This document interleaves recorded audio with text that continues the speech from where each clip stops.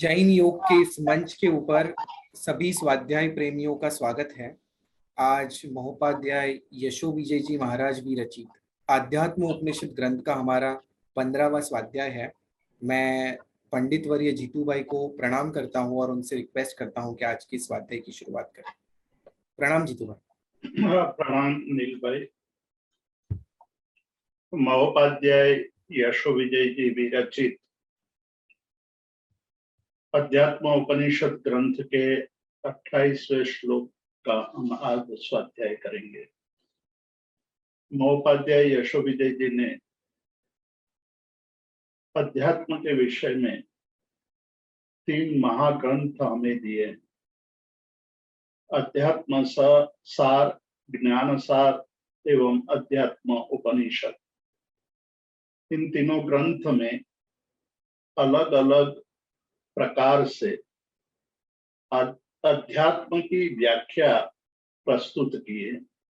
तीनों ग्रंथों का अपना महत्व है और तीनों ग्रंथों का अध्ययन करने से साधक को अध्यात्म के मार्ग में प्रवेश करने के पश्चात प्रगति साधने की और प्रगति साधने के पश्चात शिखर तक पहुंचने की सरलता प्राप्त होती है। अध्यात्म उपनिषद में अध्यात्म की व्याख्या बहुत ही सुंदर ढंग से महोपाध्याय यशो विजय जी ने हमारे सामने प्रस्तुत की। उन्होंने नए के द्वारा अध्यात्म उपनिषद की व्याख्या करते हुए कहा कि निश्चय की अपेक्षा से अध्यात्म की व्याख्या आत्मानम अधिकृत्य, आत्मा के हित को लक्ष्य में रखकर पंचाचार का पालन करना और कोई भी क्रिया हो वो अध्यात्म है। साथ ही साथ उन्होंने व्यवहार में की अपेक्षा से अध्यात्म की व्याख्या करते हुए कहा कि मैत्र्यादि अधिवासितम, यानी कि मैत्री, प्रमोद, करुणा, मध्यस्थ भाव, इन 4 भाव से युक्त निर्मल चित्त वही अध्यात्म है। यानी कि निर्मल चित्त का होना अध्यात्म है। ये निर्मल चित्त कैसे प्राप्त हो सकता है? उसके लिए महोपाध्याय जी ने शास्त्र का अध्ययन करने की बात कही। शास्त्र योग जिसकी चर्चा हम कर रहे हैं, शास्त्र वह है जो हमारे आंतरिक गुणों की रक्षा करता है और बाहर से जो दुर्गुण या विकार अंदर प्रवेश करते हैं उससे हमारी रक्षा करते हैं। शासनात् त्राण शक्तिश्च शास्त्रम इति परिकीर्त्यते। संसार में अनेक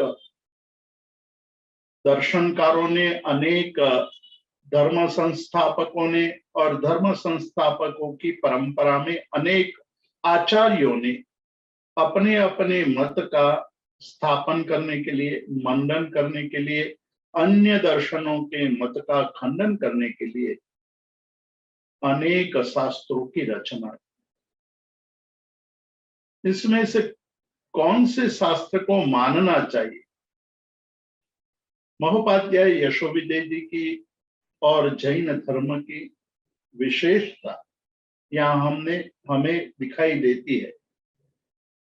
महोपाध्याय यशो विजय जी कहते हैं कि मैं जैन हूं, इसलिए आप ऐसा मत समझिए कि मैं ये कहूंगा कि जैन शास्त्र ही सम्यक शास्त्र है, और ये भी नहीं कहूंगा कि अन्य शास्त्र असत शास्त्र है, कुशास्त्र है। शास्त्र की परिभाषा के अनुसार जो खरा उतरता है वही शास्त्र है। शास्त्र की परिभाषा है कि वह ताप, कष, छेद और ताप 3 प्रकार की परीक्षा में उत्तीर्ण होने वाला शास्त्र है। तो पहली कष परीक्षा है, कसौटी के पत्थर पर सुवर्ण की रेखा खींची जाती है और सुवर्ण की रेखा का रंग, उसकी चमक, उसके आधार पर सुवर्ण की सत्यता की परीक्षा होती है। किंतु यह परीक्षा भी पूर्ण नहीं है, इसलिए सोनी, सुवर्णकार और खरीदनार दोनों को सुवर्ण की सत्यता का पता चले, इसलिए वो काट कर दिखाते हैं। काटने का मतलब है कि मध्य भाग में सुवर्ण ही है या अन्य कोई धातु उसमें मिलाई हुई। ये दूसरी परीक्षा छेद परीक्षा कहते हैं। तीसरी परीक्षा है ताप परीक्षा। ताप मतलब सुवर्ण को जलाना, सुवर्ण को जला करके उसकी परीक्षा करना। उसमें जो अशुद्धि है, अन्य धातुओं की मिलावट है, वो अलग हो जाती है, सुवर्ण अलग हो जाता है और उसके बाद जो सुवर्ण बचता है वो सुवर्ण पूर्ण रूप से शुद्ध सुवर्ण है। वैसे ही हमें शास्त्र की परीक्षा करनी चाहिए और यहाँ हमें कष और छेद परीक्षा कैसी है शास्त्र के लिए, वह बात बताते हैं।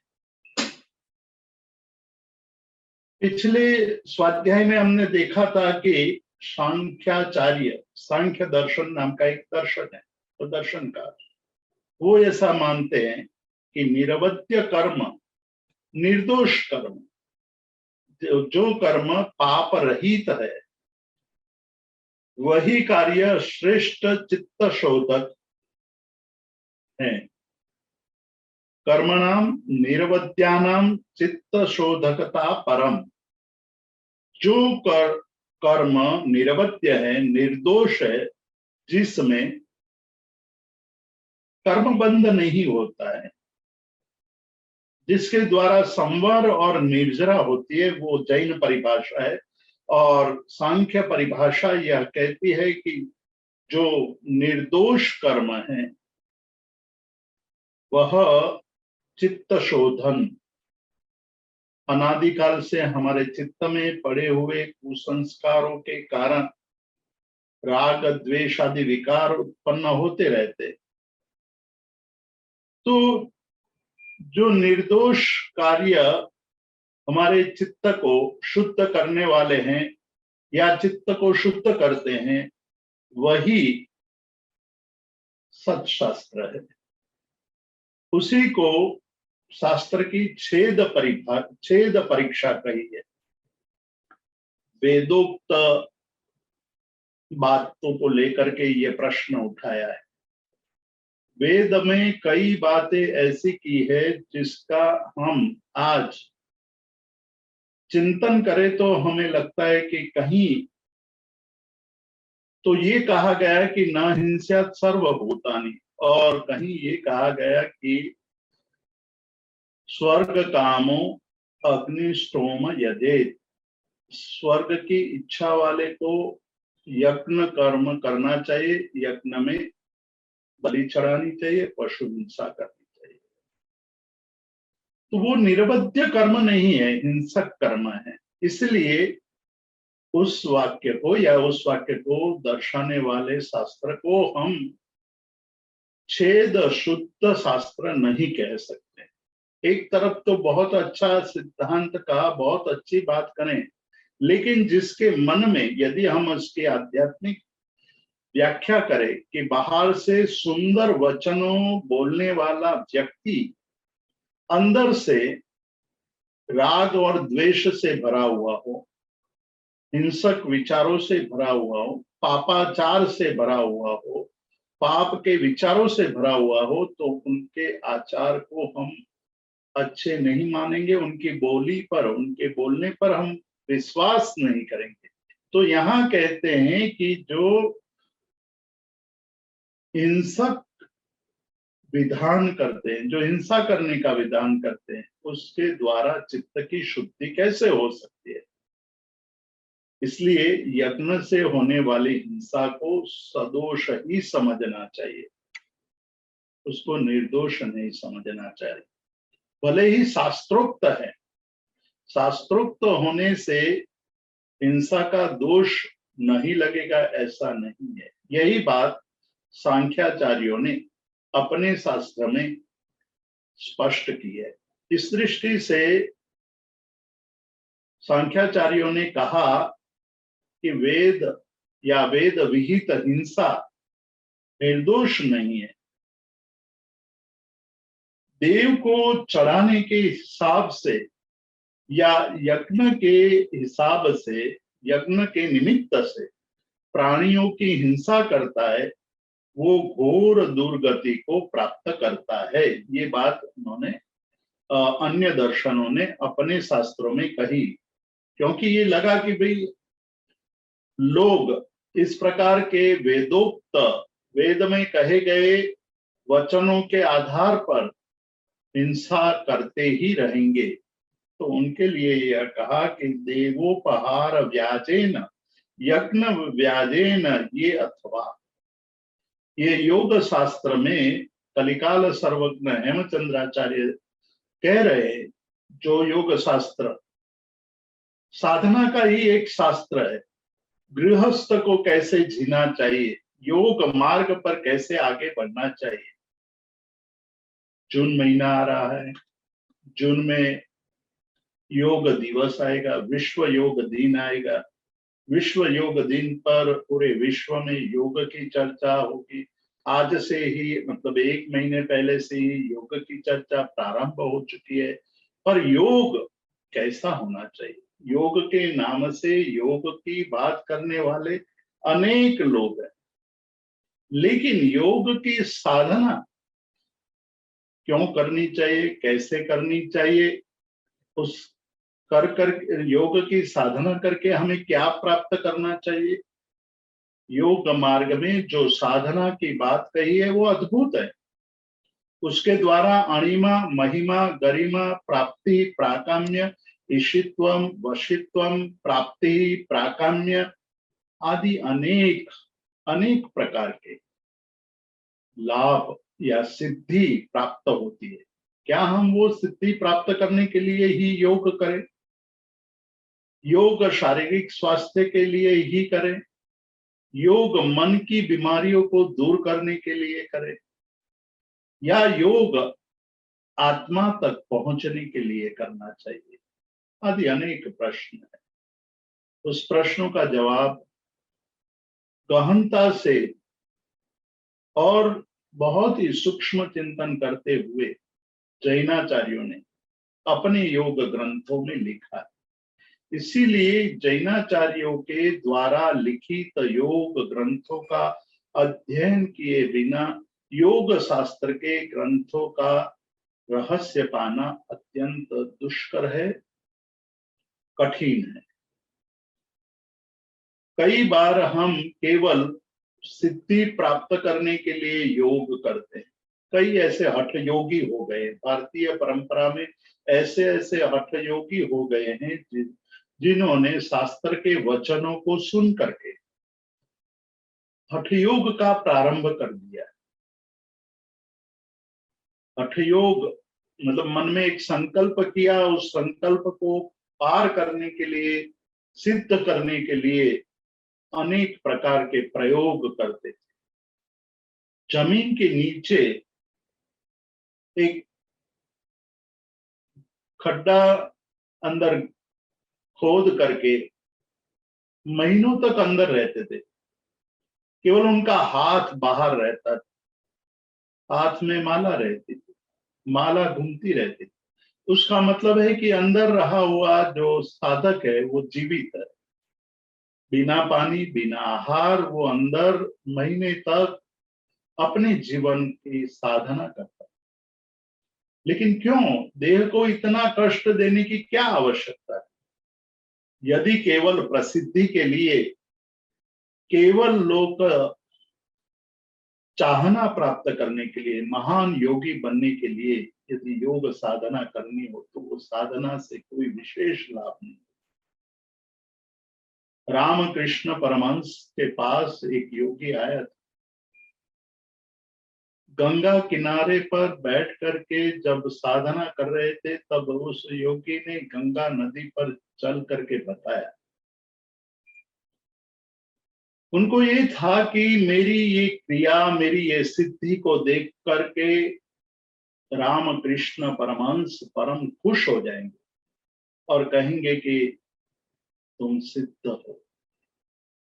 पर रामकृष्ण परमहंस के मुंह पर जरा भी आश्चर्य की रेखा भी नहीं आई, प्रशंसा भी नहीं। तब उस योगी ने पूछा कि आपको मेरी सिद्धि का कोई वखान नहीं करना है? रामकृष्ण परमहंस ने कहा कि पागल हो आप, जो काम 2 कौड़ी से हो सकता है उसके लिए आपने जीवन के कितने महत्वपूर्ण पल बिता दिए, व्यर्थ कर दिए। आपके पास 2 कौड़ी यानी थोड़े 2-4 रुपये हो तो नाव में बैठ करके गंगा के इस किनारे से सामने छोर पर आराम से पहुंच सकते हो, और तुमने अपने जीवन की साधना के महत्वपूर्ण वर्षों को केवल एक 2 कौड़ी से जो काम सिद्ध हो सकता है उसको सिद्ध करने के लिए आपने बिता दिया समय। एक बार आज से 300 साल पहले आनंदगंज जी महाराज, अध्यात्म योगी आनंदगंज जी महाराज जंगल में विचर रहे थे। उस समय एक साधु आया, हाथ में एक बोतल थी। उस बोतल को आनंदगंज जी के चरणों में रखी और कहा कि मेरे गुरु ने इस बोतल आपको समर्पित करने के लिए दी है। बोतल को देख करके आनंदगंज जी पूछते हैं कि इस बोतल में क्या है, तो कहते इसमें सुवर्ण सिद्धि रस है। मेरे गुरु ने अनेक साल मेहनत करके, साधना करके इस रस को प्राप्त किया है। इस रस को लोहे पर यदि डाला जाए तो लोहा सुवर्ण बन जाता है, इसका ये प्रभाव है। आनंदगंज जी कुछ भी बोले, उठे, बोतल ली, बोतल ले करके उन्होंने एक शिला पर उस बोतल को खाली कर दिया। तब शिष्य के मन में बहुत बड़े प्रश्न उठे कि मेरे गुरु ने अपने जीवन में इतने सालों की मेहनत के बाद जो सुवर्ण रस की सिद्धि प्राप्त की थी, इस पागल को तो उसका कोई मूल्य नहीं है, पागल है ये। कोई अन्य आदमी होता तो इसको लेकर के बहुत बड़ी लोहे की शिला पर इस रस को डालता और वो पूरी शिला को सुवर्णमय बना देता और उसके टुकड़े टुकड़े करके अपने जीवन में धनवान बन जाता। यथेच्छ भोग सुख भोगता, इनके मन में उसका कोई मूल्य नहीं है।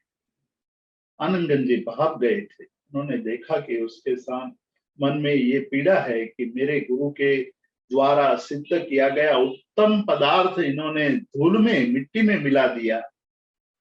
एक कोने में गए और उन्होंने उस बोतल में अपना पेशाब भर दिया। कहा कि ये मेरे मित्र को दे देना और कहना कि आनंदगंज ने भेजा है। शिष्य तो एक दूत के रूप में आया था और दूत का कर्तव्य होता है कि जो कार्य सौंपा जाता है उसको पूर्ण करना होता है। एक तरफ से गुरु ने सुवर्ण रस भेजा, वो यहाँ पहुंचा दिया। अब आनंदगंज जी ने उसमें तुच्छ द्रव्य भर के भेजा है, वो गुरु के पास पहुंचाना है। शिष्य ने वैसा ही किया। गुरु नाराज हो गए, नाराज नहीं, गुस्से हो गए। और बोतल को एक शिला पर फेंक करके फोड़ डाला। बोतल में पड़ा हुआ जो द्रव्य था, आनंदगंज जी के पेशाब था, वो शिला पर पड़ते ही शिला सुवर्ण की बन गई। आनंदगंज जी के पास आते हैं, कहते कि ये क्या है? मैंने जब इतने सालों की साधना के बाद जो द्रव्य और जो सिद्धि प्राप्त की, वो तो आपके तुच्छ प्रवाही में वो सिद्धि पड़ी हुई है, क्या कारण है? आनंदगंज जी कहते हैं कि अध्यात्म में ही रमना चाहिए, अध्यात्म में ही लीन रहना चाहिए, अध्यात्म से ही सब कुछ प्राप्त होता है। प्राप्त करने से प्राप्त होता है वो सीमित होता है, अध्यात्म से जो प्राप्त होता है असीमित होता है। उसके लिए हमें प्रयत्न नहीं करना पड़ता है। इसीलिए कल भगवती सूत्र में कहा है कि साधु जब आचार का पालन करते करते आगे बढ़ता है तो साधना के द्वारा जो सिद्धियां प्राप्त होती है वो सिद्धियां की तुलना भी नहीं कर सकते हैं। और इसीलिए आचार शुद्धि, विचार शुद्धि, निर्विकार चित्त, शुद्ध मन और उसके द्वारा आत्म प्रदेश तक, आत्म संस्पर्श तक पहुंचना आवश्यक है। एक तरफ आनंदगंज जी है, दूसरी तरफ उनके मित्र योगी है। योग की साधना से जो मिला वो सीमित था, अध्यात्म की साधना से जो मिला तो वो असीमित था। यही बात समझने जैसी है। योग आज के युग की आवश्यकता बन गई है, क्योंकि मानव अत्यंत दुखी है। पहले कभी भी इतिहास में इतना दुखी मानव पाया नहीं गया। आज मानव के मनोदशा अत्यंत क्षोभित है, संक्लेशमय है। उनके मुख पर आनंद, प्रसन्नता, शांति देखने को मिलती नहीं है। आज का मानव अत्यंत दुखी है और दुख का उपाय योग है ऐसा मान करके वो योग कर रहा है। मनुष्य जन्म की सिद्धि के लिए, लक्ष्य की प्राप्ति के लिए, आत्मानुभूति के लिए योग है, वैसा मान करके योग करने वाले लोग क्वचित मिल जाते हैं, मुश्किल है। ऐसे योगी मिलना मुश्किल है। वही बात हमें उपाध्याय यशो विजय जी इस अध्यात्म शास्त्र के अध्यापन द्वारा समझा रहे हैं कि मनुष्य जन्म की दुर्लभता, मनुष्य जन्म की महत्ता, विशेषता और मनुष्य जन्म की जो अमूल्य क्षण है, हमें जो प्राप्त हुआ है, उसको कैसे हम सार्थक करें।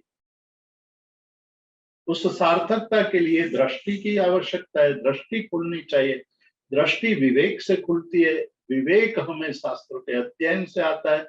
शास्त्र का अध्ययन वैसे शास्त्र का अध्ययन होना चाहिए जो सत्शास्त्र हो। सत्शास्त्र के अध्ययन से हमारे जीवन की दृष्टि का विकास होता है। लेकिन मूढ़ जीव, मतलब जिसको विवेक नहीं है, मूढ़ता है, बाबा वाक्य प्रमाणम मान करके जो चलता है कि भाई हमको तो इन्होंने कह दिया इसलिए वैसा हम करते हैं, आगे से चली आती है इसलिए करते हैं, कुल परंपरा से चली आती है इसलिए करते हैं, किसी ने कहा है इसलिए करते हैं, हमारे मित्र ने कहा इसलिए कर रहे। वो सारी लौकिक बात है। लोकोत्तर बात के लिए विवेक चाहिए। विवेक हमें हमारी मूढ़ता के नाश से प्राप्त होता है। वो मूढ़ता को नष्ट कर रहा है। जीव हिंसा करके मुक्ति मिलती है, धर्म होता है, ऐसा जो शास्त्र कहता है वो शास्त्र लौकिक शास्त्र है, लोकोत्तर शास्त्र नहीं है। जीवों की हिंसा स्वयं दुखदायी है, जीवों को पीड़ा देने वाले। और जीवों के हिंसा से यदि धर्म होता हो तो सबसे पहले स्लॉटर हाउस के मालिक को मुक्ति हो जानी चाहिए, क्योंकि वो तो प्राणियों को बहुत बड़ा दुख देते हैं। आज हमारा मन इतना विचित्र बन गया है, बहुत ही विचित्र। हम एक तरफ पर्यावरण की बात करते हैं, पर्यावरण के मूल में भी जीव हिंसा का नाश या जीव अहिंसा का मूल सिद्धांत रहा हुआ है। आज जितने भी पर्यावरणवादी है, वो पर्यावरणवादी यदि अहिंसक नहीं है तो वो पर्यावरणवादी केवल थोथा पर्यावरणवादी है। पर्यावरण का मूल नहीं समझ रहा है, पर्यावरण के रहस्य को नहीं समझ रहा है। पर्यावरण के मूल में पड़ा हुआ है कि इस जगत के सभी जीवों को जीने का अधिकार है। किसी की हिंसा करने का किसी को भी अधिकार नहीं दिया गया है। मनुष्य एक ऐसा आदमी है कि जो सबसे अधिक हिंसा करके जीवन जीता है। एक ही दिन में हम कितने जीवों की हत्या करते हैं, कितने जीवों की। कभी आप आंख बंद करके देखिएगा कि हम सचित जल का प्रयोग करते हैं, अग्नि का प्रयोग करते हैं, पृथ्वी पर चलते हैं और व्हीकल चलाते हैं, वाहन चलाते हैं, उसके द्वारा वायु के जीवों की हत्या, भोजन में वनस्पति का जीवों की हिंसा, कितने कितने प्रकार के जीवों की हिंसा करते हैं। यहाँ एक प्रश्न ये हो सकता है हमारे जीवन में कि आज जीवन जीने के लिए अनिवार्य है, अनिवार्य हिंसा है, ऐसा कह करके हम अपने ये हिंसा की प्रवृत्ति को एक तर्क दे सकते हैं। बात कुछ हद तक सही है कि जीवन जीने के लिए अन्य जीवों की हत्या कुछ हद तक तो होती है, लेकिन हम ये भूल जाते कि हम भोजन के लिए, शरीर टिकाने के लिए, आहार के द्वारा जीवन की रक्षा करने के लिए खाते हैं, या जीव स्वाद, अपने मजबूरी, स्वाद की जो मजबूरी है उसमें खाते। स्वाद के कारण जीवों की हिंसा कर रहे हैं कि अनिवार्य रूप से जीवों की हिंसा कर रहे हैं, क्या कर रहे हैं? तो यहां कहते कि मूढ़ प्राणी यदि जीवन रक्षा के लिए जीवों की हत्या करके धर्म मानता है, वो भी गलत है। वहां भी लाभालाभ, तरतमता हमें देखनी चाहिए। तरतमता का अर्थ है कि जहां कम हिंसा हो, जहां दो की तुलना में कम हिंसा हो, उसी का आचरण करना चाहिए। अब और आगे चले हम तो आयुर्वेद शास्त्र ये कहता है कि 50 साल तक आप हर रोज खाओ, तब तक आपके जठराग्नि में तेजस्विता होती है, खाना पच जाता है। उसके बाद 50 साल के बाद आपको दिन में एक बार खाना चाहिए, और रोज खाओ लेकिन दिन में एक ही बार खाओ। 60 साल के बाद 2 दिन में एक बार खाओ, और 15 दिन में और भी ज्यादा संयम पूर्वक जीवन जिया जा सकता है तो उसका भी आचरण। यहाँ सिद्धांत तो उल्टा हो जाता है। हम समझते हैं कि खाने से जीवन जिया जाता है, लेकिन हमने ये देखा है कि जो आयु की वृद्धि के साथ भोजन की मात्रा को कम करता है वो अच्छी तरह जीवन जीता है। भोजन की मात्रा को कम करते करते करते उपवास आदि का आश्रय लेने वाला बहुत लंबे वर्षों तक सुखपूर्वक जी सकता है। तो यहाँ जो कहते हैं कि जो मूढ़ प्राणी हिंसा करके धर्म करता है, ऐसी बात जो समझता है वो ये मानता है। अब यहाँ देखिए महाभारत के शांत में ये बात कही है कि उसकी प्रवृत्ति कैसी है। उसकी प्रवृत्ति है कि काले सर्प के मुंह में हाथ डाल करके वो ये समझ रहा है कि अमृत की वर्षा होगी। काले सर्प के मुंह में हाथ डालना और ये मानना कि अंदर से अमृत की वर्षा होगी, वो कितनी मूढ़ता है।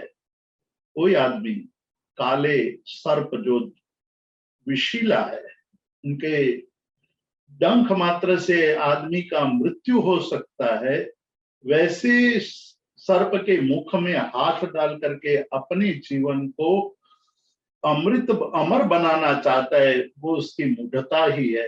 वैसा ही ये शांति पर्व कह रहा है कि वैसा ही कोई ये मानता है कि हिंसा करने से जीवन में लाभ होता है।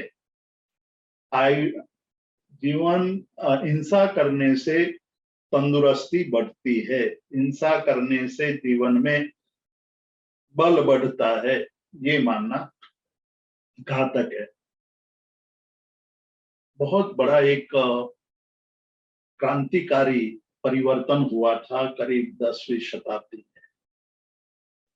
वो परिवर्तन था कि एक तरफ भारत देश के चिंतकों ने चिंतन की धारा को अत्यंत सूक्ष्म, व्यापक, गहरी बना दी थी। दूसरी तरफ उस चिंतन का प्रभाव आचार पर पड़ने लगा था। इतना गहरा प्रभाव आचार पर पड़ने लगा था कि बौद्ध संप्रदाय में एक सिद्ध संप्रदाय की उत्पत्ति हो गई, नाथ संप्रदाय में एक तंत्र संप्रदाय की उत्पत्ति हो गई, और ये दोनों पंचमकार को धर्म मानने लगे। एक तरफ वैचारिक क्रांति हो रही थी, विचार की चरम सीमा पर पहुंच गए थे कि मन शुद्ध रखना चाहिए और मन की शुद्धि के आधार पर ही हमें मोक्ष मिल सकता है। और ऐसी अवस्था में कोई सामने वाला कोई प्रार्थना करता है तो उसकी प्रार्थना को ठुकराना नहीं चाहिए। अच्छी बात है कि किसी की भी प्रार्थना को ठुकराना दोषपूर्ण है, ये माना जाता है। लेकिन कोई स्त्री आकर के कोई योगी को ये कहे कि मुझे आपके साथ भोग भोगना है, तो क्या करना चाहिए? वैचारिक क्रांति तो वहां तक पहुंच गई थी कि ऐसी स्त्री के साथ भोग भोगने में जरा भी दोष नहीं है, नहीं भोगने में दोष है, क्योंकि आप उनकी इच्छा को ठुकरा रहे हैं। मांस, मदिरा आदि पान करना भी दोष नहीं है। ये दोष तब है कि जब आप उसके आदी बन जाते हैं। तो यहां कहा कि यज्ञ में मदिरा, मछली, पशुओं का मांस, बलि, ये सब चढ़ाना दोष नहीं है। ये किसने कहा? यदि कोई भी कहता है तो ये गलत है।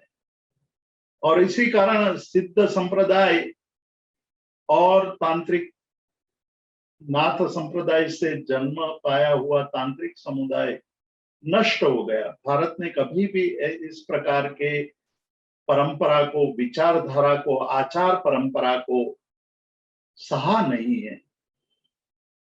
आदर्शवादी परंपरा रही है कि ऐसी बात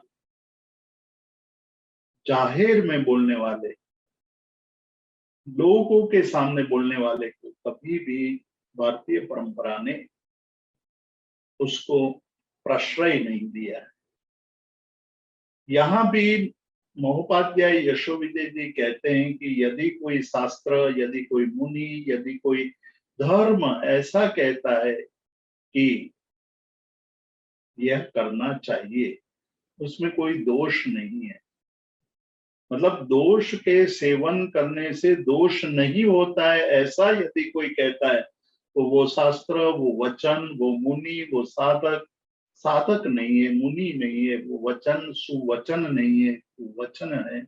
इसलिए वचन को हमें जांचना चाहिए, वचन की परीक्षा करनी चाहिए।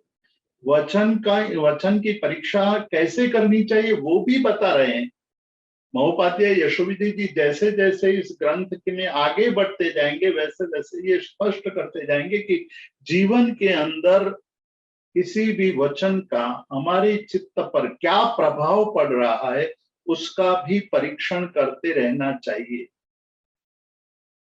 इसीलिए उसी को प्रतिक्रमण कहा है कि केवल प्रतिक्रमण के सूत्र नहीं, प्रतिक्रमण के सूत्र के अर्थ का भी चिंतन कर और सूत्र के अर्थ का चिंतन करते हुए हमें ये पता चल जाता है कि हमारे मन पर क्या प्रभाव पड़ रहा है। कभी कभी हमें प्रिय वचन जो कहता है उस वचन का में भी हमें आनंद आता है और वचन बोलने वाले के प्रति भी राग पैदा हो जाता है। और ऐसे राग के कारण ही तो इस संसार में परिभ्रमण करते रहे हैं। अभी भी यदि हम ऐसा ही करते रहेंगे तो हमारा संसार का परिभ्रमण चालू ही रहेगा। इसलिए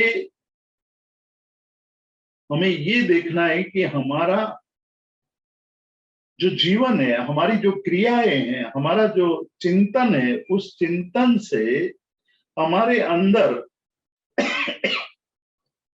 जो विकार पड़े हुए हैं उसका शमन हो रहा है या नहीं। उस वचन के द्वारा, उस वाक्यों के द्वारा उसको सुन करके हमें क्या हो रहा है। और जैसे जैसे ये बात हम अपने आप को पूछते रहेंगे, बार बार पूछते रहेंगे, चित्त अत्यंत सूक्ष्म बनता जाएगा और हमें हमारी जो जागृति है उसका भी अनुभव होने लगेगा। मतलब कि हमें ये पता चलने लगेगा कि इसमें तो इतनी हिंसा है और उसके बगल में पड़ी हुई चीज में हिंसा नहीं है, तो मुझे, या कम हिंसा है तो मुझे कम हिंसा वाला खाना खाना चाहिए, कम हिंसा वाला वस्त्र पहनना चाहिए। एक युग था, बहुत बड़ा युग था, उस जमाने में ये बात चली थी कि भाई वस्त्र पहनने चाहिए, वस्त्र आवश्यक है, पहनना आवश्यक है, लेकिन कैसे वस्त्र पहनना चाहिए। मुनियों में भी बहुत बड़ा चिंतन हुआ था। पिछली बार भी हमने एक चिनांशुक का दृष्टांत दिया था और मुनियों में ये चर्चा चली थी कि जिसकी उत्पत्ति में आरंभ समारंभ कम हो। आरंभ समारंभ का अर्थ है कि एक शब्द जैन धर्म में कहा जाता है कि महा आरंभ महासमारंभ। जिसकी उत्पत्ति में महा आरंभ और महासमारंभ है, वैसी चीजों का उपयोग नहीं करना चाहिए। और कम आरंभ समारंभ वाली, यानी कि जिसमें हिंसा का प्रयोग कम होता हो, वैसी सामग्री का उपयोग करना चाहिए। इसलिए पूर्व के काल में जब संघ निकलते थे, बड़े बड़े संघ निकलते थे, मतलब कि यात्रा के लिए संघ निकलते थे उस जमाने में, आज से 200 साल पहले, 300 साल पहले तक की बात है, संघ निकलते थे। अहमदाबाद से पालिताना का हो या अन्य कोई नगर से, पाटन से पालिताना का हो, जामनगर से पालिताना का हो, या अहमदाबाद से शिखर जी का संघ निकलता था। तो उस समय, उस जमाने में 2-2 हजार यात्री को एक साथ चलते थे। तो उस समय 2000 का भोजन पकाने में तो कितनी हिंसा होती होगी, ये प्रश्न हमारे मन में उठ सकता है, उठना चाहिए कि 2000 आदमियों का भोजन बनाने के लिए हमें रात से ही भोजन बनाने की प्रक्रिया प्रारंभ कर देनी पड़ेगी। मतलब सब्जी काटना, पानी आदि का इंतजाम करना, अर्ली मॉर्निंग में उठ करके, अभी तो सूरज भी नहीं उगा हो, निकला हो, उस समय में उठ करके आरंभ समारंभ का कार्य प्रारंभ कर देना पड़ेगा, तभी तो एक साथ 2000 आदमी की रसोई बन पाएगी। और 2000 आदमी की रसोई करने में रात में इतना इंतजाम करने का मतलब है कि बहुत हिंसा, बहुत हिंसा। तो क्या संघ के द्वारा हिंसा का ही कार्य होता रहा? ये एक चिंतनीय प्रश्न। बहुत ही गहनता से जब हम इस बात को सोचते हैं, देखते हैं, तब पता चलता है कि संघ निकलता था, संघ के यात्रा में जाने वाले लोगों का ग्रुप बन जाता था, 50-50 आदमियों का ग्रुप, और 50 आदमियों का एक चौका बनता था, और उस चौका में 50 आदमियों से ज्यादा आदमियों का भोजन नहीं बनता था, और इसीलिए साधु को भी निर्दोष गोचरी मिल जाती। संघ यात्रा में निकलने वाले साधु जो होते थे, उनको 50-50 ग्रुप वाले एक चौका में से थोड़ी गोचरी ली, दूसरे चौके से दूसरी थोड़ी गोचरी ली, अनेक चौके होते थे। 2000 मनुष्य के 2000 यात्रिकों के 50 में उसको बांट दे तो कितने चौके बनेंगे, और हिंसा कम हो जाएगी, हिंसा रहेगी ही नहीं। 50 आदमी का भोजन, और उस आदमी 50 आदमियों के भोजन के लिए बहुत जल्दी उठना नहीं पड़ेगा, रात को सारा इंतजाम नहीं करना पड़ेगा, बहुत सारे बर्तन आदि का व्यवस्था, बड़े बड़े बर्तनों की व्यवस्था नहीं करनी पड़ेगी, उसको साफ करने के झंझट में नहीं पड़ना पड़ेगा। इस प्रकार की व्यवस्था थी। मतलब प्रत्येक धर्म क्रिया में भी हिंसा अहिंसा का ख्याल रखा जाता था। इसीलिए सत्शास्त्र और असत्शास्त्र की परीक्षा महत्वपूर्ण मानी गई है। आप देखिए कि किसी भी धर्म में कलश जैसा साधन आपको नहीं मिलेगा। किसी भी शास्त्र में, किसी भी धर्म में आपको अनेक ऐसी बातें हैं, जैसे चरौला है, मुंहपत्ती है, इस प्रकार के उपकरणों का विधान ही नहीं मिलेगा। क्यों? उसका मूल कारण तो ये है कि जैन धर्म ने जो शास्त्र कहे हैं, शास्त्र की बात कही है, उसमें सूक्ष्मतम जीवों की भी रक्षा करने की बात कही, सूक्ष्मतम जीवों की रक्षा, और उसके लिए मुंहपत्ती का विधान किया, उसके लिए चरौला और ओघा का विधान किया, जोहरण का विधान किया, उसके लिए और भी बहुत सारे विधान हैं। उसको हमें देखना चाहिए। उसको देखेंगे तो आपको पता चलेगा कि बहुत सूक्ष्मता से बात कही गई, और प्रत्येक कार्य में ये देखा गया। प्रीति है परमात्मा के प्रति, श्रावक के लिए कहते हैं कि प्रीति है श्रावक को। श्रावक को अष्ट प्रकारी पूजन की भी बात कही गई, लेकिन श्रावक को यह भी कहा गया कि आपकी पूजा विधि में आपको ये देखना है कि आपको ज्यादा हिंसक कार्य का आचरण नहीं करना है। आपको हमेशा द्रव्य अहिंसा के साथ भाव अहिंसा, द्रव्य हिंसा के साथ भाव अहिंसा अंदर रहनी चाहिए। भाव से अहिंसक भाव, द्रव्य से कम हिंसा। तो श्रावक के लिए जो निरतिचार, ये विधान आप समझिए कि श्रावक के लिए कहा कि आपका जो विधान है, विधि करनी है, वो विधि भी निरतिचार होनी चाहिए। अतिचार दोष कम से कम लगना चाहिए, और अतिचार दोष कम से कम लगे वही, या उसका विधान करे वही शास्त्र सत्शास्त्र है। वहां कहीं भी ये नहीं कहा गया कि संघ की, आप संघ निकाल रहे हैं इसलिए 2000, 5000, 300, 400, 1000 साधु साध्वियों का भोजन और ये सब करने का आपको विधान या उसकी छूट दे दी जाती है। नहीं, प्रत्येक बाबत में ये देखा गया है कि शास्त्र में प्रभु पूजा करते वक्त भी ये कहा कि आप फूल चूटते हैं, पुष्प पूजा करते हैं, तो पुष्प पूजा करने के लिए भी आप सुबह वृक्ष के नीचे एक पवित्र वस्त्र रख दीजिए, और अपने आप जो पुष्प उस पर गिरते हैं उसी को लेकर के आप परमात्मा की भक्ति कीजिए।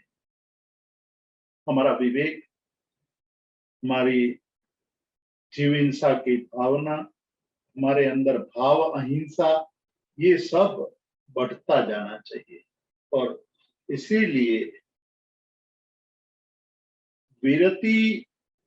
वीरतिमय जीवन ही ऐसे श्रावकों को संयम की तरफ ले जाते हैं। इतनी जागरूकता ही संयम की तरफ ले जाती है का केवल मन में अभिलाष कर दे और पूरा जीवन हिंसामय हो, और हर रोज रात को सोते वक्त हम ये कह दे कि मैं तो साधु बनना चाहता हूं, और दिन भर खाओ पियो मौज करो मस्ती करो, उनके जीवन में संयम जीवन कभी भी उदित नहीं हो सकता है। संयम जीवन उसी के जीवन में उदित होता है कि जिसके जीवन में ये भाव हो, जिसके जीवन में शास्त्रों के द्वारा कही गई बातों को विवेक पूर्ण रूप से, विवेक दृष्टि अंदर से जागृत हो गई हो, ऐसे आचार करने वाले। अपवाद भी है, जैन धर्म में अपवाद का निषेध नहीं है, अपवाद है, साधु के लिए भी अपवाद है, श्रावक के लिए भी अपवाद है, लेकिन विशेष प्रसंग के लिए अपवाद है, सामान्य प्रसंग के लिए अपवाद नहीं। और वहां तक कहा, जैन शास्त्रों ने तो इतने तक कहा है कि यदि अपवाद का समय हो और आप नियम का पालन करते हो तो आप दोषी हो, और जब नियम पालन करने का वक्त हो और उस समय अपवाद का मार्ग ले लेते हो तो भी आप दोषी हो, तो भी आप आचार में शिथिल। कहने का मतलब ये है कि यदि हम धर्म का पालन करते हैं, उस समय आग्रह ही बन जाए कि यही धर्म है, बाकी सभी अधर्मी है, तो वो भी अधर्म बन जाता है, धर्म करने वाला भी अधर्मी होता है। और ये कहें कि भाई हम तो कुछ भी करें इससे कोई मतलब नहीं है, धर्म में तो यही कहा है कि मन शुद्ध होना चाहिए, मन चंगा तो कथरोट में गंगा, ऐसा मानते हैं और इसीलिए हम जो चाहे वो करते हैं। हमारा मन तो शुद्ध है, वो कभी शुद्ध नहीं हो सकता है, वो केवल अपनी इच्छाओं की पूर्ति के लिए धर्म के नाम पर अधर्म का ही आचरण करता है।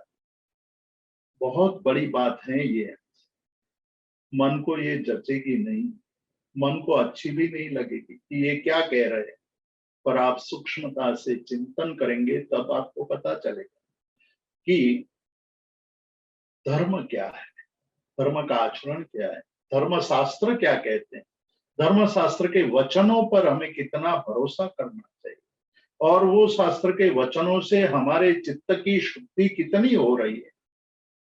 केवल में हमारे अहंकार की वृद्धि हो रही है, आग्रह की वृद्धि हो रही है, हम अपनी बात को पकड़ करके अड़िग हो जाते हैं, दूसरे का जो भी होना हो वो हो। तो धर्म तो कभी ऐसी बात नहीं करता है, धर्म तो हमेशा सबकी रक्षा की बात करता है, मैत्री की बात करता है, करुणा की बात करता है। तो धर्म कभी ये कैसे कह सकता है कि आप एक बात पर अड़िग रहो वही धर्म है, वही श्रेष्ठ आचार है, ऐसा कभी नहीं हो सकता। तो यहाँ आगे चल करके अब ताप शुद्धि की बात कर रहे हैं। ताप शुद्धि बहुत ही महत्वपूर्ण ये ताप शुद्धि है, परीक्षण का ये चरम प्रकरण है कि शास्त्रों के वचनों की ताप शुद्धि, मतलब अग्नि में जला करके जो शुद्ध खरा निकल आए वही वचन शुद्ध वचन है, वही वचन आचरणीय है, वही वचन हमारे जीवन का कल्याण कर सकता है, वही वचन हमारे अंदर निर्विकारता पैदा कर सकता है। सभी वचन नहीं कर सकते। ऐसा वचन किसका है? मैं जो शास्त्र पढ़ रहा हूं वो शास्त्रों में वैश्य शुद्धि है या नहीं? यहाँ कहते हैं ताप शुद्धि की बात करते हुए कहते हैं कि यत्र सर्व नय आलंबी विचार प्रबलाग्निना, आपको कोई भी वचन उसका अलग अलग नयों से चिंतन करने की कला आनी चाहिए, और ऐसी कला नहीं आती है तो सदगुरु के शरण में रह करके जीवन जीना चाहिए। दो बातें। एक तो आप स्वयं इतनी बुद्धि अर्जित कर ले कि प्रत्येक वचन को सर्व नयों से सोचने की कला सीख ले। महोपाध्याय यशो विजय जी की वाणी इतनी प्रबल है, वो एक बात को सभी नयों से सोचते हैं, अनेक दृष्टि से हमारे सामने रखते हैं। वो केवल एक बात को कह दिया और उनकी बात समाप्त हो गई, ऐसा नहीं है। वो तो हर चीज को, हर बात को अलग अलग दृष्टिकोण से सोचने की बात करते हैं। सर्वनयालंबी विचार प्रबल अग्नि ना, विचार रूपी प्रबल अग्नि के द्वारा विचारों को अग्नि की उपमा दी। और वो अग्नि कैसी होनी चाहिए? प्रबल अग्नि, मतलब उसके पक्ष विपक्ष जितने भी बनते हो, उन सब पक्ष विपक्ष को बना करके मैं नौकार गिनता हूं तो मेरा चित्त नौकार में है या नहीं। मैं नौकार मंत्र का जाप करता हूं तो नौकार मंत्र के जाप के समय मैं धर्म कर रहा हूं, ऐसा अहंकार पैदा होता है। मैं दूसरे के साथ बात करता हूं तो मैं ये अपनी बात कहने के लिए ये पूछता हूं कि भाई आप नौकर वाले गिनते हैं कि नहीं, माला कर फेरते हो कि नहीं। अरे कोई मतलब नहीं है दूसरे से पूछने का। आप माला फेरते हैं तो आपके लिए फेरते हैं, दूसरे के लिए नहीं फेरते। पर हमें अपनी जात की अपनी महत्ता स्थापित करने के लिए हम ये बात बोल देते हैं और अहंकार पुष्ट होता जाता है। हम दूसरे से महान हो जाते हैं। दूसरा कहता है कि अरे आप तो बहुत धर्मिष्ठ हो गए, 5 साल पहले तो आप धर्म का नाम भी नहीं लेते थे और अब रोज माला फेरने लगे, धन्य है आपको। और अंदर का अहंकार ऊंचा हो गया, बहुत ऊंचा हो गया, आनंद आने लगता है, अंदर से हमें खुशी होने लगती है, बाहर से उस खुशी को हम ढांकते हैं तो एक दंभ भी आ गया, मायाचार भी हो गया। स्व की साधना है, स्व के अंदर ही साधना को, इसीलिए ये कहा गया अन्य धर्मों में कि भजन और भोजन एकांत में होना चाहिए। भजन और भोजन एकांत, एकांत में इसलिए कि आपके खुद के लिए कर रहे हैं। भोजन करते वक्त आप समूह में भोजन करते हैं तो भोजन कितना हुआ, भोजन का स्वाद क्या है, भोजन पाच्य है अपाच्य है, प्रिय है अप्रिय है, गर्मी के दिन है या ठंडी के दिन है। गर्मी के दिन आपने आम रस खा लिया ज्यादा और शाम को आपने कहा कि भाई टाइनिनॉल कहाँ है, ये कहाँ है, वो कहाँ है, खोजो उसको और फिर लो। क्यों? दिन में खाते वक्त दूसरों के साथ बात करते करते तो वो 4-5 कटोरी रस पी गए आप, आपको पता ही नहीं है कि कितनी कटोरी पी गए रस। उसके कारण हम अपना ही नुकसान कर रहे हैं। तो यहाँ हम जो भी धर्म करते हैं उसको सर्व नई से, व्यवहार नई से हम धर्म क्रिया कर रहे हैं, निश्चय नई से धर्म क्रिया कर रहे हैं, नैगम नई से कर रहे हैं, या संग्रह नई से हम धर्म कर रहे हैं, व्यवहार नई से कर रहे हैं, रुजु सूत्र नई से धर्म कर रहे हैं, या शब्द नई से कर रहे हैं, या समभिरूढ़ नए से धर्म कर रहे हैं, या एवं भूत नए से धर्म कर रहे हैं। किस नए से धर्म कर रहे हैं? यानी कि अलग अलग दृष्टिकोण से हमारे धर्म को, हमारी धर्म की क्रिया को हमें देखना पड़ेगा और विचार रूपी प्रबल अग्नि में उस बात को हमें खोजना पड़ेगा कि अंदर कोई भी दोष पड़ा है। यदि मेरा धर्म व्यवहार नहीं की अपेक्षा से है तो मुझे तो अभी बहुत लंबा रास्ता काटना है, मुझे और जागृत होना है। मेरा धर्म निश्चय नहीं से भी होना चाहिए। व्यवहार नहीं आवश्यक है तो निश्चय नहीं भी उतना ही आवश्यक है। केवल निश्चय नहीं से काम नहीं चलेगा, केवल व्यवहार नहीं से काम नहीं चलेगा। पर मेरा धर्म का आचरण, मैं जो धर्म का आचरण कर रहा हूं वो आचरण किस प्रकार का है, नयों की दृष्टि से विचार करके ही उसकी शुद्धि हो सकती। नयों की बात यदि आपको पता नहीं है तो सदगुरु के शरणों में जाकर के, चरणों में जाकर के बैठ और उनको कहो कि हमें बताओ कि क्या करना चाहिए, उसको जीवन समर्पित करो। एक अहंकारी हरिभद्र जब कुछ नहीं जानते थे, विनम्र बन के गुरु के चरणों में समर्पित होते, और वही हरिभद्र समदर्शी आचार्य हरिभद्र सूरी बन गए। आज भी हम याद कर रहे 1300 साल के बाद, क्योंकि गुरु को संपूर्ण समर्पित हो गए और उसमें गुरुता आ गई, खुद में गुरुता आ गई, क्योंकि गुरु के चरणों में समर्पित हो गए।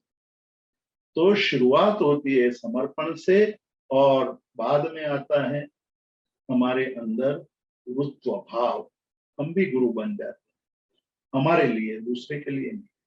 हम पहले दूसरे के गुरु बनने की चेष्टा कर लेते हैं और अपने गुरु बन नहीं पाते हैं। तो ये विचार तात्पर्यात्मिका न स्यात्, तात्पर्य श्यामिका न स्यात्, अर्थात कहते हैं कि तात्पर्य, शास्त्र का तात्पर्य क्या है वो खोजना चाहिए। क्यों कहा ऐसा? ऐसा कहने का मतलब क्या? शास्त्र में ये भी कहा कि धर्म, जिसको हम हिंसा कहते हैं, मतलब सब्जी काटना हिंसा है। सब्जी की मतलब लौकी की सब्जी बना रहे हैं, लौकी की छाल आप उतार रहे हैं, उसकी छाल उतार करके आप ये कहो कि मैंने कितनी अच्छी छाल उतारी है, तो आप कर्म बंद करते हैं। और लौकी की सब्जी के छाल उतारते उतारते आप ये कहो कि मुझे भोजन करना पड़ रहा है, इसलिए मैं इस प्रकार के वनस्पति काय के जीवों की हिंसा कर रहा हूँ, पीड़ा कर रहा हूँ, पीड़ा दे रहा हूँ, उनको कितनी पीड़ा होती होगी। तो ये कहा कि वो क्रिया करते करते केवल ज्ञान हो सकता है। कितनी बड़ी बात थी।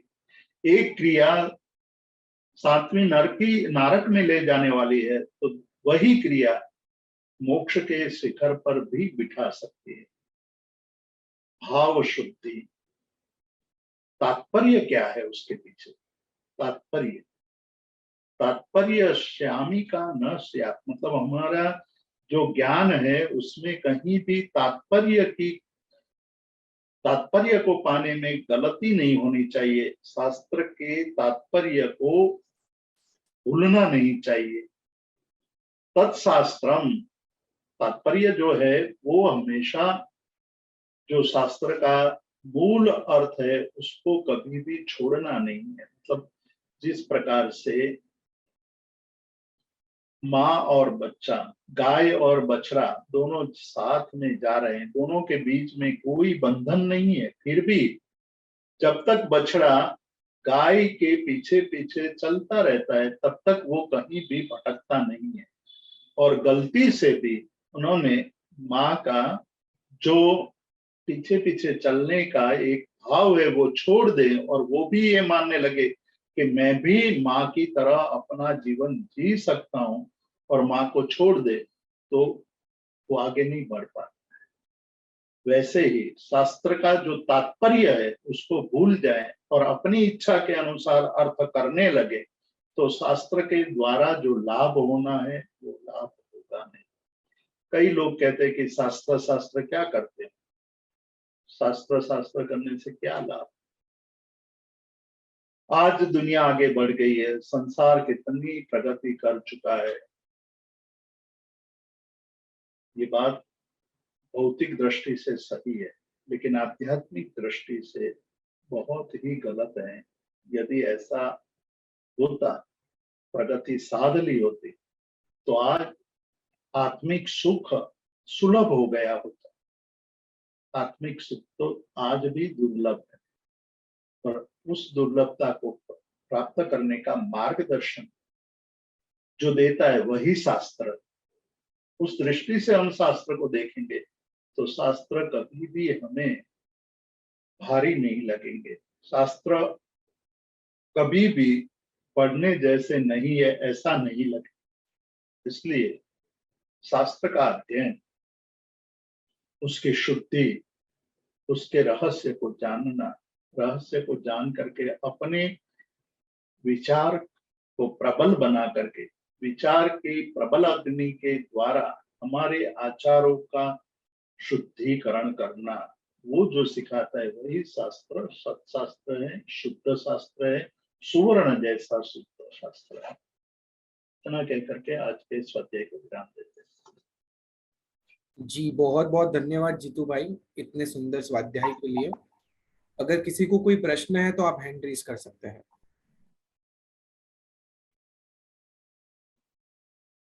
जी महेंद्र भाई आप प्रश्न पूछ सकते हैं।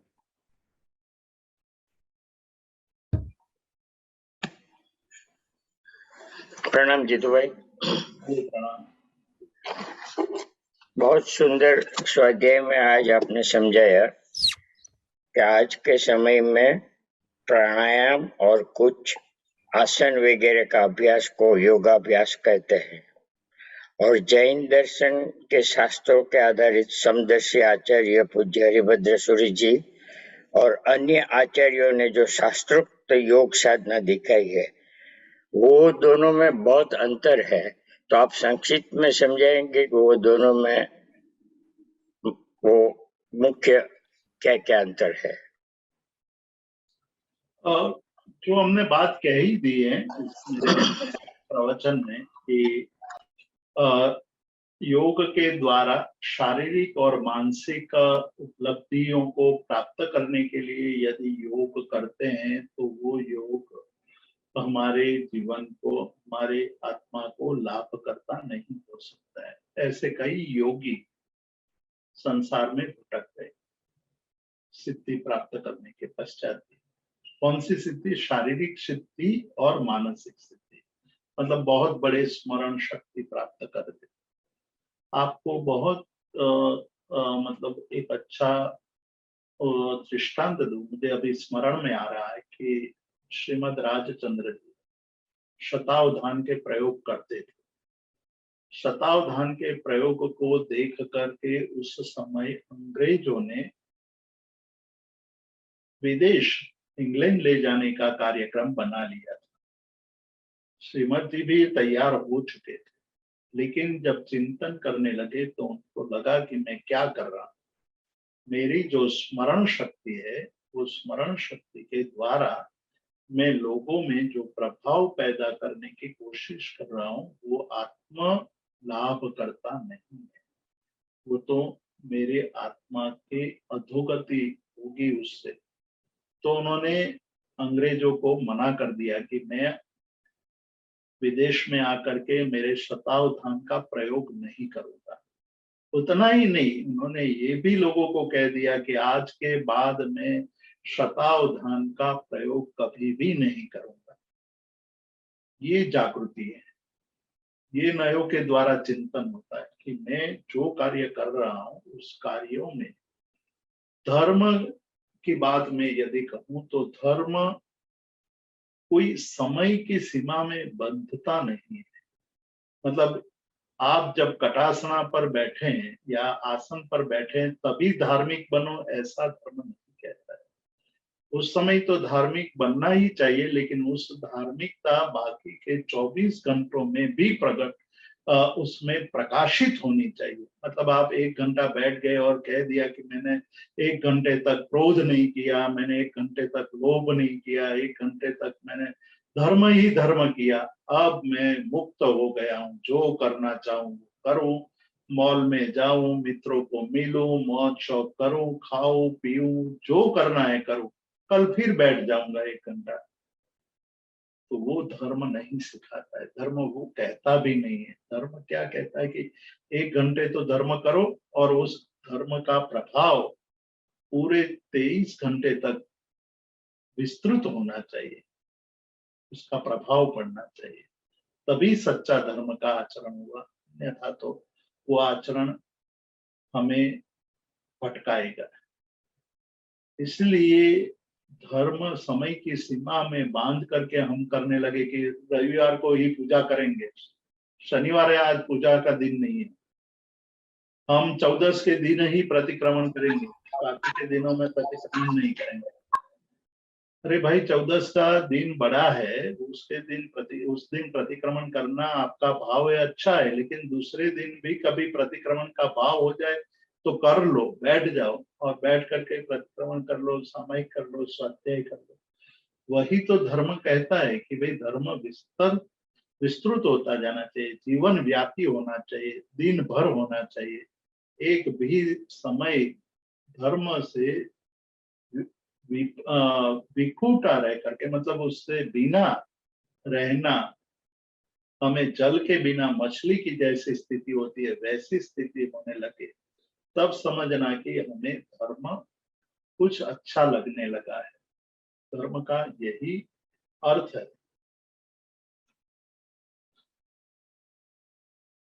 जी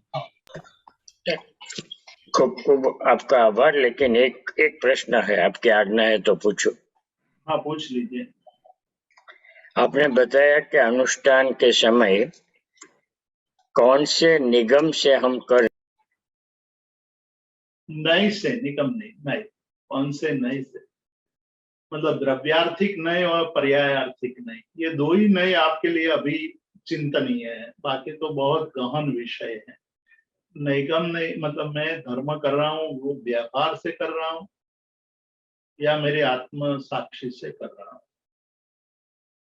ये बात एक हमेशा चिंतन करनी चाहिए नई की दृष्टि से।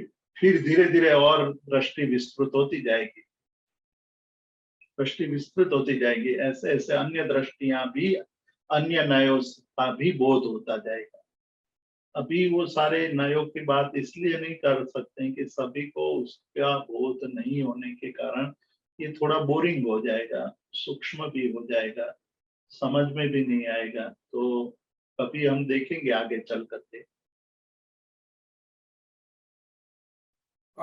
जी प्रदीप भाई, आपको प्रश्न है? जीजू भाई, हाँ जी। तो नए का विषय बहुत गहन है, तो अनुष्ठान के समय लक्ष्य और आशय की शुद्धि का ख्याल करके करे तो चलेगा? क्योंकि नए हाँ, फिर चलेगा ना, दौड़ेगा, चलेगा नहीं दौड़ेगा।